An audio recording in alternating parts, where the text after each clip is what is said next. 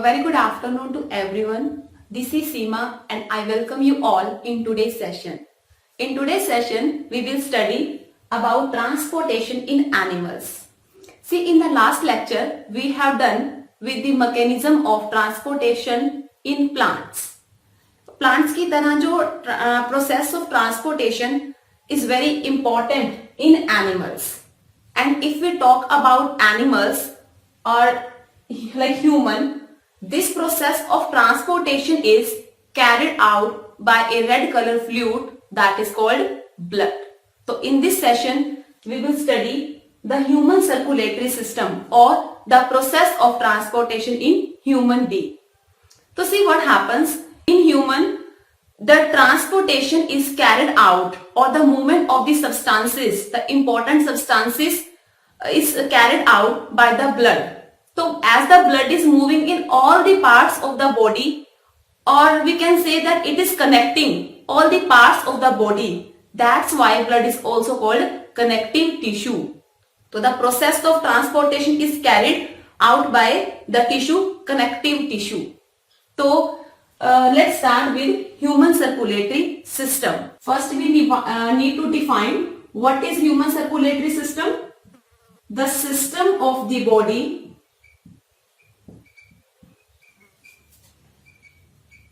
which circulates the substances from within the body.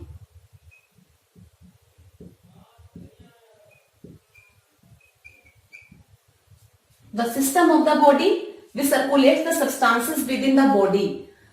So first we need to understand that what are the substances which need to be transported from one part of the body to other part of the body. So these substances include oxygen, carbon dioxide means gases, minerals, ions, toxic substances, hormones, etc. So by the process of circulation, these substances, the important substances are moving from one part of the body to other part of the body, and the harmful substances are being released out of the body or by being eliminated from the body by the process of transportation or by the process of circulation. So this is we can define the circulatory system like this. Now what are the parts of components of the circulatory system? We are talking about parts or components of circulatory system. The circulatory system is composed of three components. First, blood. Second, blood vessels, and third one, the pumping organ, heart. So these are the components of human circulatory system. First, blood. Blood is the main connective tissue which is moving in all the parts of the body and is causing the transportation of the substances from one part to other part of the body. And second is blood vessel. As human is having closed circulatory system, means this blood is flowing in the pipe-like structures that are called blood vessels. And third is heart. The function of the heart is to pump the blood so that blood can reach to all the parts of the body with high speed or with high pressure. So these are the three components of circulatory system. We will study them one by one. Yes, first we will talk about blood.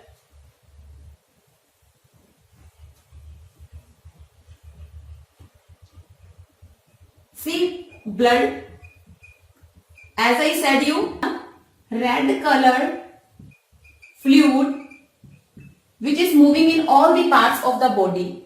See, here I have drawn the structure of the blood. तो if we see the composition of the blood, तो blood जो है that is made up of a white color fluid called plasma, various kinds of cells like RBCs, WBCs and platelets.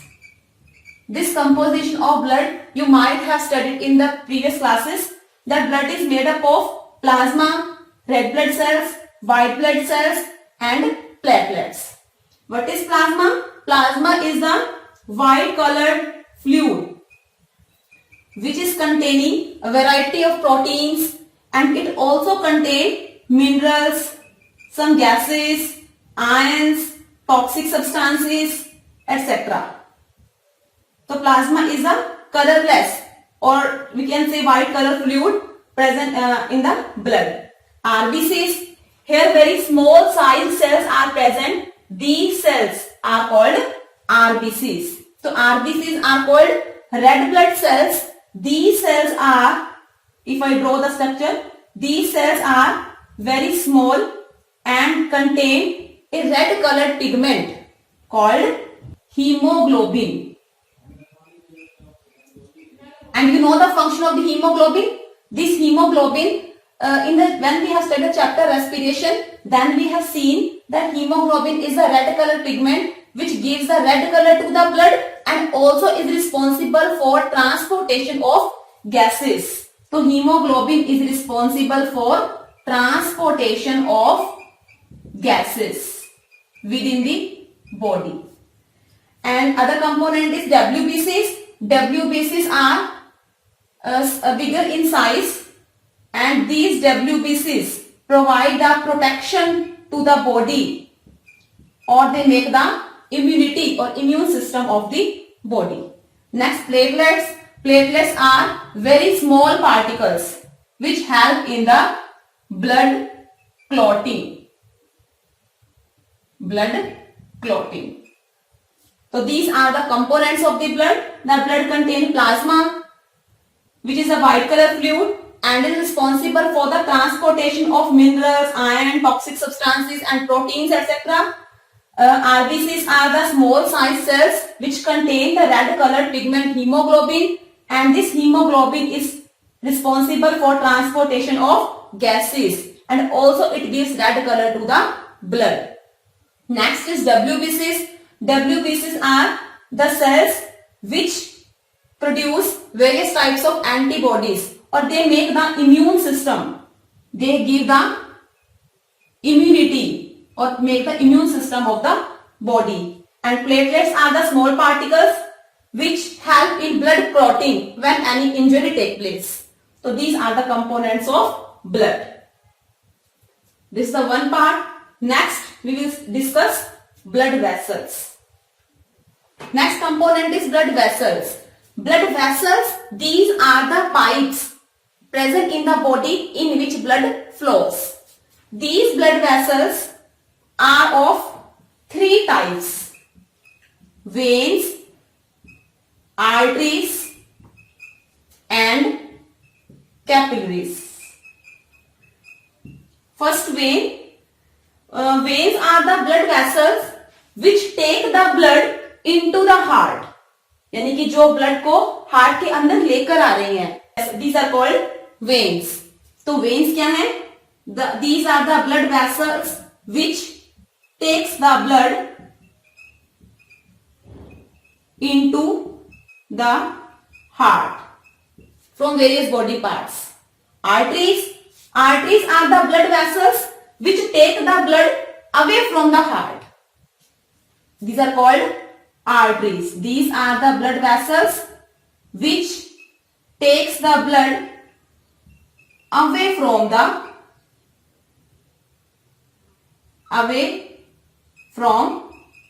heart. यानी कि blood जो veins है, these pour the blood into the heart, and arteries are the blood vessels which take the blood away from the heart. यानी कि blood को heart से बाहर लेके जाती हैं. These are called arteries. And next, capillaries. Capillaries are the very thin or very small blood vessels which forms the network or which joins the veins and arteries. These are called blood capillaries. Here I have drawn the structure of vein, arteries and capillaries. And if you have to write the difference between veins and artery, then you can first point that you can write that veins are the blood vessels which take the blood into the heart, and arteries are the blood vessels which take away from blood away from the heart. And जो veins हैं, they are having thin wall and arteries are having thick wall. Here you can see the structure of vein and artery. That arteries are the blood vessels which have thicker thick wall. And why these are thick? Why the arteries are thick? Because when the blood is released from the heart, this blood is released with high pressure, high blood pressure. So suppose this is heart and these are the blood, these are the arteries which are taking the blood away from the heart. So when the heart pumps, the blood is released out of the heart with very high pressure. To tolerate this high pressure, the walls of the artery are thick.